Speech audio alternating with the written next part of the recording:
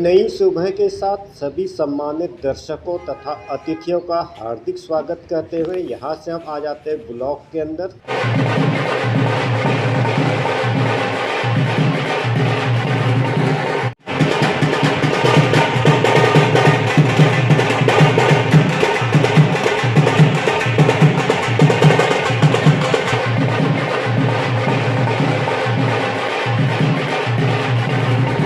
शहर की चकाचौंध और भीड़ भाड़ से दूर मैं आपको ले चलता हूँ गांव के शांत और हरियाली पूरे माहौल में। इसी से जय गंगे माँ, ये है जीवनदायिनी गंगा माँ, गंगा नदी।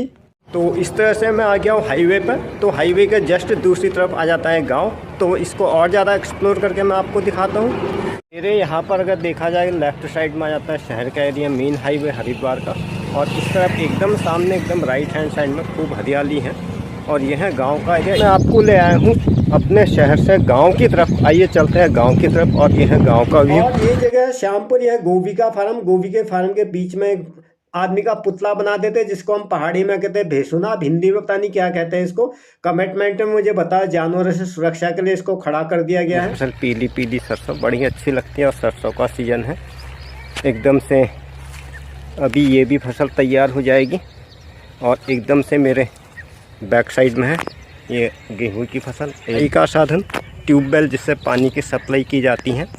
खैर अभी तो तैयार हो गई, अभी तो ज़रूरत नहीं। जब इसमें शुरुआत में होती है तो ट्यूबवेल से पानी की सप्लाई की जाती है। और यह है इस तरह का व्यू, पूरा हरियाली से पूर्ण। दोनों तरफ है गेहूं की फसल, साथ में गोभी की और सरसों का मिक्स सीजन है। गेहूं से परिपूर्ण खेत, ये गेहूं की फसल एकदम से बस कुछ ही समय में हो जाएगी तैयार। बालियां आ चुकी हैं। पेड़ से आयु और पेड़ से वायु, हमारा भी अस्तित्व तभी तक है जब तक ये हरियाली है। और ये पूरा फॉरेस्ट रेंज में आता, कुछ कालागढ़ फॉरेस्ट रेंज है, कुछ रामनगर फॉरेस्ट रेंज है।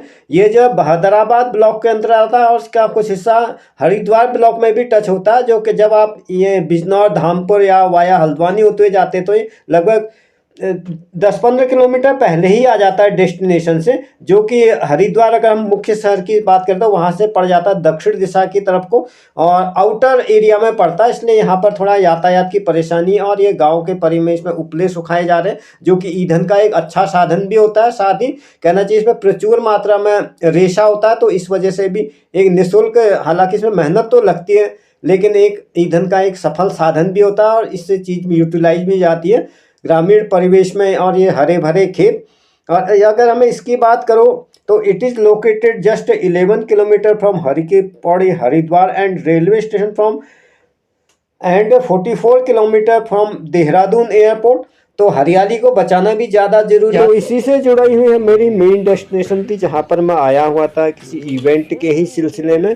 मेरे इससे पहले भी 2 हरिद्वार पे बेस्ड वीडियो बन चुके हैं और इसी से जुड़ा हुआ कहना चाहिए होटल कहो या स्टे कहो। ये हमारे एक और नए ब्लॉग के साथ इसी चैनल पर आप सभी का स्वागत। और यहाँ से हम अपनी यात्रा शुरू करें। और ये है मेरी फाइनल डेस्टिनेशन 230 किलोमीटर दूर हरिद्वार। हरिद्वार के बारे में तो क्या कहना ही क्या, ये तो वर्ल्ड फेमस जगह है। और ये है हल्द्वानी जहाँ से मैं अपनी यात्रा कर रहा हूँ शुरू। उत्तराखंड परिवहन निगम की बस से हम इसको कवर करेंगे। हालांकि इस पर मैंने ऑलरेडी वीडियो बनाया था। अलग अलग तरह की बस मिल जाती है, हमारी दिल्ली की बस है और ये हमारी उत्तराखंड परिवहन निगम की बस जो देहरादून पहुंचाएगी 9:30 बजे। और ये लगभग हल्द्वानी से भी 9:30 बजे ही निकलती है। तो इसका मतलब होगा ये देहरादून पहुंचने में लग जाते हैं 12 घंटे और हरिद्वार पहुंचने पर लग जाते हैं 7-8 घंटे, 9 घंटे मान के चलो। तो इस तरह से मैं आपसे बातें करते थे बस में आरूढ़ हो जाता हूँ।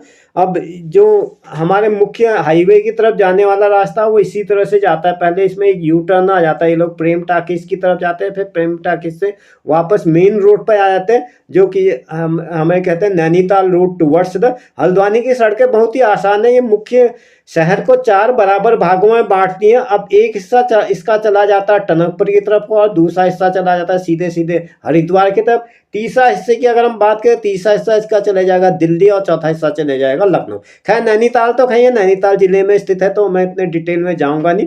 तो इस तरह से अगर आप हरियाली को एक्सपोज करना चाहते हैं, ज़्यादा नज़दीक से देखना चाहते हैं, तो ये बस वाला विजिट आपके लिए ज़्यादा अच्छी रहेगी। और इसको हम रौखड़ कहते हैं, रपटा कहा जाता है स्थानीय भाषा में। यहाँ से बस गति पकड़ लेती है क्योंकि आबादी विहीन क्षेत्र थोड़ा।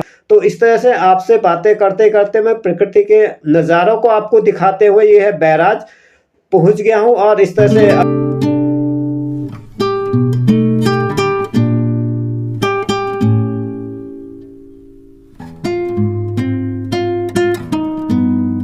पहन के आया था। हालांकि जैकेट की इतनी ज़्यादा ज़रूरत नहीं है, क्योंकि मैदान और पहाड़ की जलवायु में थोड़ा बहुत अंतर होता है। पहाड़ के हिसाब से हम टोपी भी हमेशा पहने ही रखते हैं। अगर हम मैदानी हिस्सों में जाते हैं तो गर्मी भी आने लगती है।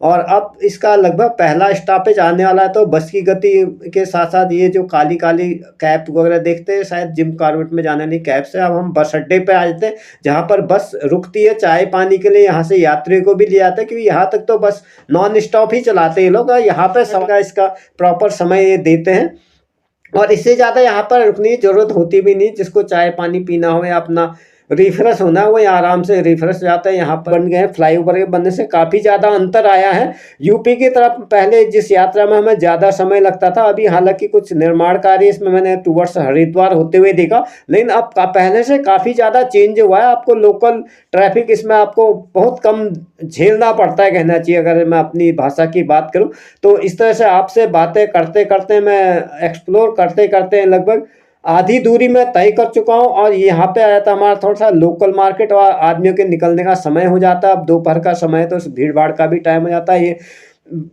पैसेंजरों को लेते हुए निकल जाते हैं, पैसेंजर बस का इंतजार कर रहे सड़क के ही किनारे, और इस पर से बस को आते हुए देखकर ये लोग भी बस में आरूढ़ हो जाते हैं। रामनगर से हरिद्वार की बस यात्रा लगभग 160 किलोमीटर की है, जिसमें 5 से 6 घंटे लगते हैं। सुबह 6 बजे से रात 10 बजे ऑपरेटर उत्तराखंड परिवहन निगम UTC और निजी ऑपरेटर जैसे कॉबेट इजी राइड, एमिका ट्रैवल्स बस सेवा प्रदान करते हैं। AC, नॉन AC और स्लीपर बसें उपलब्ध हैं।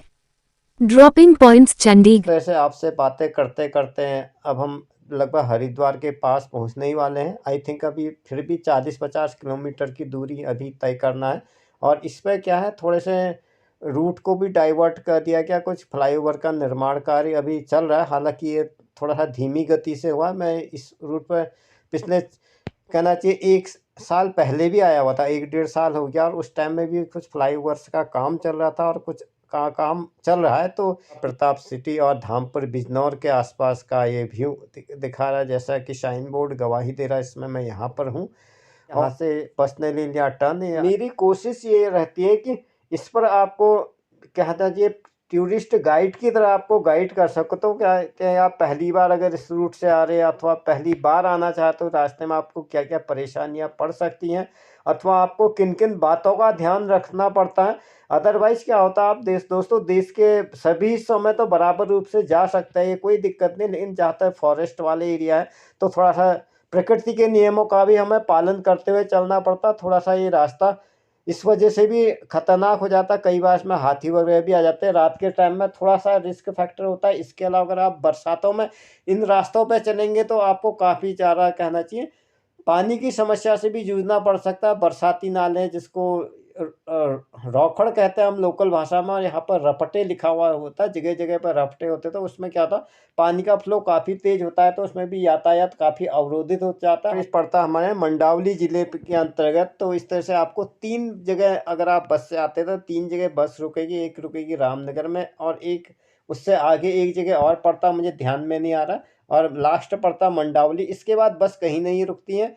और जैसा कि मैं आपको बता रहा था कि बार बार फ्लाईओवर बनने और कहीं पर रूट डाइवर्ट किया है, तो थोड़ा सा आपको इस बात का भी ध्यान रखना है। दिन के उजाले में तो कोई दिक्कत नहीं है। यहाँ से हमारा हरिद्वार आना शुरू हो गया और हम एंटर ले लिए हैं, और ये हैं अभी निर्माण कार्य। और जब ये पूरा हो जाता है तो काफ़ी स्मूथ इसमें ट्रैफिक रन करेगा। Dear viewer, I would like to thanks once again for your, जो भी आप लोगों के द्वारा मुझे कमिटमेंट दी जाते हैं और मुझे देखा जाता है, उसका धन्यवाद करने के लिए मेरे पास शब्द नहीं है। फिर भी I would like to thanks once again for your kind attention. जो भी आपको मेरे वीडियो में कमी लगती है अथवा जो भी आपको लगता है वो मुझे आप क्लियरली बता सकते हैं। Your commitment is important for us, it में इम्प्रूव और video quality and video content की। आपके सुझाव से ही हमें अपने कंटेंट को और ज़्यादा बेहतर बनाने का मौका मिलता है, और मैं अपने बारे में खुशनसीब समझता हूँ। हालांकि रेगुलर मेरे वीडियोज होते भी नहीं है, और मेरा आउटिंग का कोई ऐसा काम है भी नहीं। घर से ऑफिस, ऑफिस से घर, तो कई बार 6 महीने में, कई बार साल भर में, कई बार 1.5 साल में, जैसी भी मेरी प्लानिंग बन पाती है तो मैं निकल जाता हूँ। और ये अभी थोड़ा सा यहाँ पर यातायात का भी डाइवर्ट किया गया है, तो फिलहाल तो फ्लाईओवर के ऊपर से तो कोई दिक्कत नहीं होती। कई बार नीचे आ जाते तो ये गंगा जल यहाँ पे रखा गया है और गंगा जल पतित पावनी गंगा के तट पर आ चुके हैं हम आपसे बातें करते करते।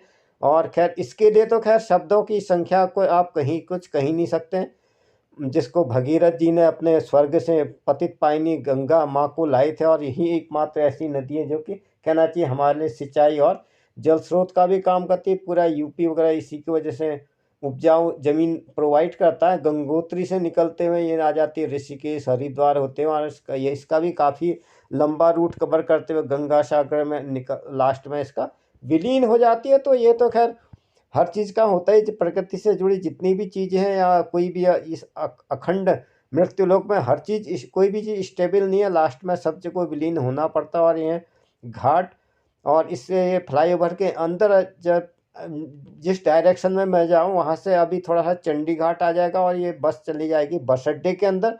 मैं शायद बाहर उतर जाऊँगा क्योंकि वहाँ से मुझे बस अड्डे के अंदर थोड़ा अतिरिक्त चलना पड़ता है।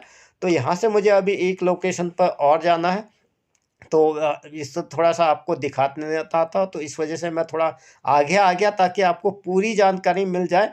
और ये हरिद्वार का बस अड्डे किसी पास इन्होंने पार्क भी बना रखा है और काफ़ी अच्छी तरीके से मेंटेन भी किया गया है। और इसके पास मिल जाता है हमें ओम की आकृति वाला बड़ा सा पुल, हालांकि मैं उसको देख पा रहा था लेकिन बस में भीड़ भाड़ ज़्यादा थी तो आपको दिखा नहीं पाया। तो इस तरीके से आ जाता हूँ मैं गंगा नदी के तट पर। जय गंगे माँ जय पतित पावनी गंगा को सादर स्पर्श करते हुए इस तो that's the end this episode. इसी के साथ आज का यह एपिसोड यहीं पर समाप्त होता है। Thanks for stay telling. मिलते हैं अगले वीडियो में, तब तक के लिए जय हिंद, वंदे मातरम, जय देवभूमि उत्तराखंड।